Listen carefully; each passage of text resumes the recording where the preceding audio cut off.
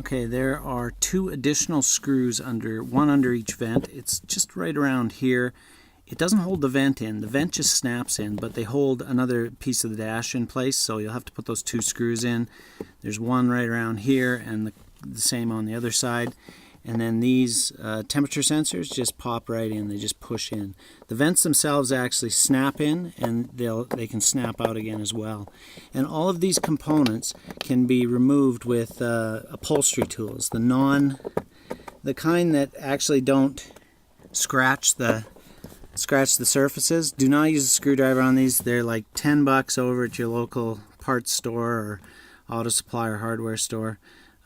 They're non-scratching interior parts removal tools, so they're just like wedges and stuff that you can pry stuff up like this from, and they won't mar or damage the surface of the. Also, before you forget, underneath the glove box, make sure you plug in your passenger side airbag, and also when you plug it in, make sure it is good and firm. You'll hear a loud snap when it goes in. Also got the cross beam back in on the steering column and everything bolted down good and snug. Make sure you bring your clock components up. They're easy to feed through here, but that's the clock electrical. Okay, so you see we got the dash back in here. Went in pretty easily. We've got our two electrical cords up, and we've got a couple of bolts in here that are just holding it in place, or screws. There's one there, one back over here, one down here, and one here. There's another one bolt that goes down at the bottom there, and there's a corresponding one over on this side that goes down here. We're just going to hold off on that right now. The next two I'm going to put up are at the top here, and they go down in that hole right down in there. There's one on either side. Okay, well, here's this stupid thing, and right there where my finger is the bolt or the screw that has to go in. And that's how that sits there as you're putting in the dash. It's underneath the VIN plate. Looks like that. And the dash is sort of getting ready to go. The other electrical component, of course, is the airbag under the passenger side.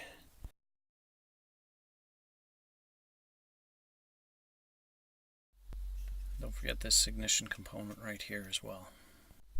Okay, we reattached two plugs right here, two electrical plugs, and this little component that had actually popped out, it's got a little yellow end on it. It's a little bit difficult to get in, but it's a push in a certain way, and then you twist it to one side and it sort of locks back into place.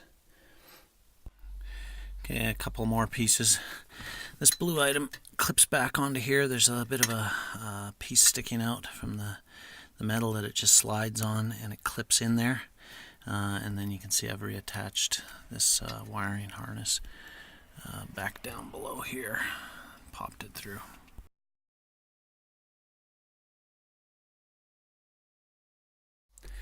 Okay, so I've added a few more components back in. I've added this cross member in, which has two bolts, one there, one back there. I've added this piece back on, which has a bolt up at the top here that holds these electrical components. I've also added in this bottom piece back in here right for now, which has one bolt and two bolts on this side over here. And I've also started reattaching and replugging back in electrical cables so that they're nice and secure. If they're not secure, then zip strip them. Same over here. I'm probably going to zip strip this one in because I couldn't get the actual pieces to go back in down there. Alright, so we're coming underneath the steering column, and we're going to take a look at this piece back here, this white box right here. This white box is attached in the back there. I don't think you can quite see it, but it attaches back there with a bolt. You can just barely see that bolt. It comes up from underneath and attaches on. We disconnected this brown thing again so we could actually see it. And now what we're going to do is we're going to come and stretch this out around here and clip it back onto this one piece here. Okay, we're now underneath the steering column. I'm putting back some components.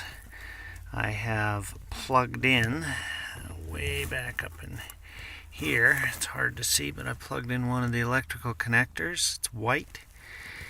And I've reattached this electrical line back in right here. Do not take this out. It attaches up at the top and it'll give you nightmares if you do. But if you can undo it from this portion back here, you can undo a bolt and take it out. Reattach this and reattach this component, and we're now ready to start putting back together this piece here, which has some additional pieces on it. So we're now ready to start putting back together this thing here.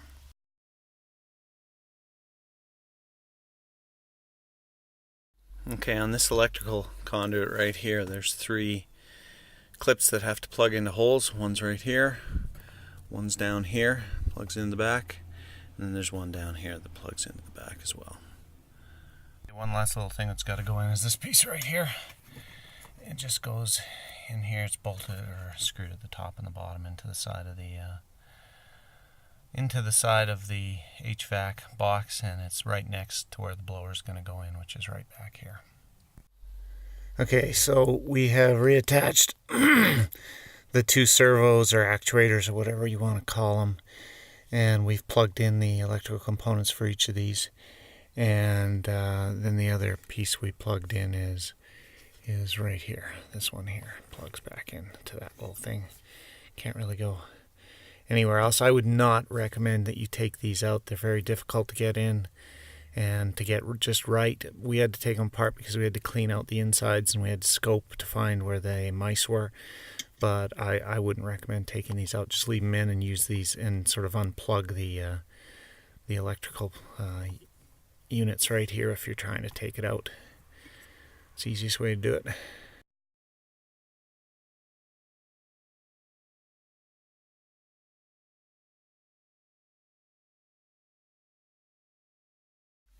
These 2 little pins are just basically plastic. They just pop in and out again. It's a center pop system, so when you pop out the center, the rest sort of comes out, and then you push them back in 2 pieces. Okay, so this is the front air handling. It comes in 3 pieces. There's this piece under here for the venting, the side venting, and then there's this piece which is for the upper main vents on the passenger and driver side.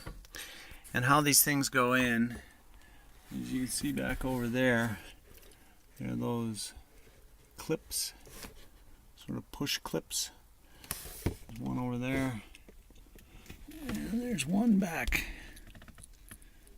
behind here. Those push clips, you just pry up the centerpiece. They're not really screws. You could try unscrewing them, but you usually just pry them up and they pop right out. And then you just put them back in 2 components. You put the outer piece in and then the inner piece. And that's all that's really holding this section in at this point in time. There's some clips on the side. You can see they're a little bit damaged on the side that hold that piece in. And this just sort of toggles and falls forward once those pieces are out.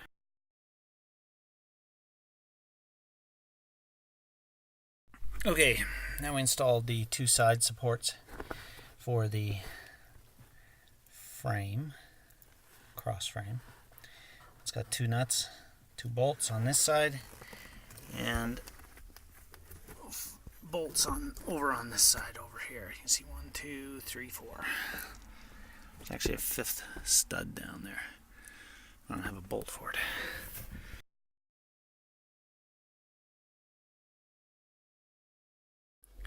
Okay, so the next part in this process was to put this piece back on, which connects to the blower, and on the other side is the condenser unit. It took about 7 screws to get that piece in. And the other piece we did was the ECU unit over here, and reattach that for now.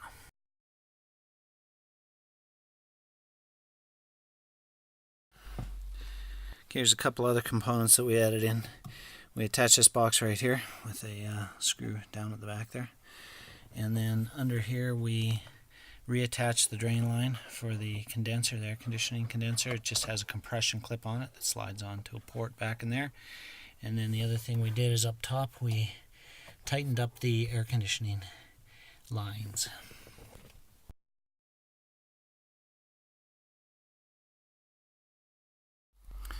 Okay, 3 additional pieces. This wire was mounted in over here. behind here you can see there's a screw to hold that in, a screw to hold this in right here, and we mounted up the bolts for the roll frame. Okay, so there's a few additional pieces that we've been doing here. We've mounted this black box on here, the electrical component here. We've attached these two with two screws, one here, one up here, just to tighten that up, and we've also put in this white component here that was hanging, that was loose. We attached that back on again. And then we also have started tightening up some of the upper electrical, such as this plug in here. You can see it's gone back in there. And we're going to continue to tighten up some of these electrical components and pieces back over here. And we're going to start working on mounting this back up finally. The roll on this side, getting it all in place, and putting this screw back in here for the air conditioning duct, or the duct for the heating and air conditioning.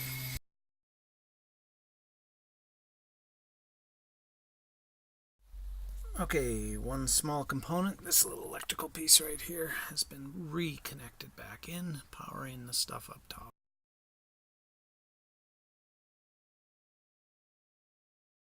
And how you lift it up, they put this nice little hanger in the back there. That's this little item here. So you can lift it up first by jacking it from the front and hang it on this thing, get it all into position. And then what I did was I jacked the back half up to get it to go into the right slots at the back. And now we're going to move on to actually connecting up all these loose connections down below here.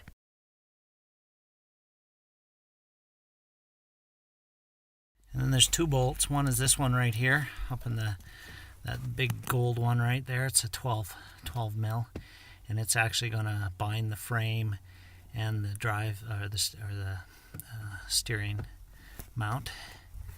And then there's another bolt. That was the one I'd originally put on before, and it's right back over there.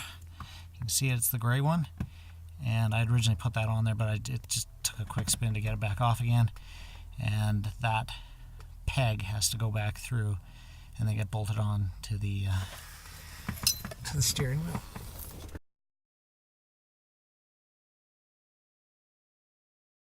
Be 4 bolts, and those four bolts will be one right here and then one right down here. Okay, so on top of the steering wheel in the back here, before you cinch this up to its final resting place, make sure you reattach this white box at the back here. This electrical box back here is a little hard to get to once the steering wheel is in place. Another thing I should mention is that when we, two components, first of all, this is the clock spring on the steering wheel. Do not rotate this thing around, just mark it off somewhere on the back or something with a little mark down below where you can see where this thing lines up. And then secondly, you can see we've got a jack underneath this steering column. These steering columns are notorious for sort of screwing up when falling out. So we just want to make sure that it's supported. It's also fairly heavy, so just make sure it's supported before you disconnect it from the actual frame.